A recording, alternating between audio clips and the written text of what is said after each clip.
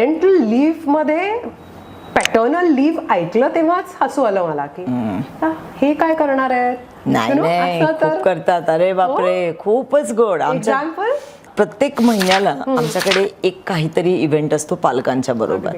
तर आम्ही आता पेरेंट्स डे ठेवला होता की जेव्हा अपेक्षित होतं की आई वडील मूल असं सगळ्यांनी यायचं आणि मस्त 1 तास मज्जा करायची. रिस्पेक्टिव्ह सेंटरला आम्ही ते सगळं इव्हेंट डॉक्युमेंट देऊन प्लॅनिंग सगळं, तुम्ही काय काय करा, काय गेम्स घ्या. मला एवढी मजा आली, तुला सांगते मी, म्हणजे सारिका, आई वडील आणि मूल सगळ्यांनी एकसारखे कपडे घातले होते, चेक्सचे.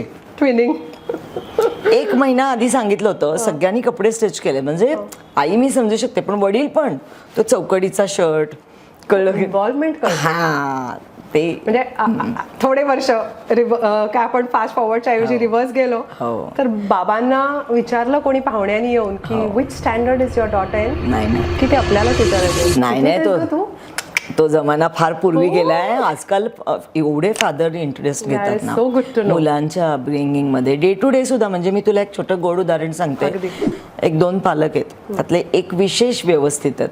ते येतात ना तर ते सोडतात ना तेव्हा खिशातनं कंगवा काढतात, तिचे भांग पाडतात, परत फ्रॉक सरळ करतात, रुमालानी नाक पुसतात आणि मग तिला सोडतात. सो खूप इन्व्हॉल्वमेंट आहे फादर पेरेंट्सची सुद्धा मुलांच्या अपब्रिंगिंग मध्ये. ते टेक इंटरेस्ट.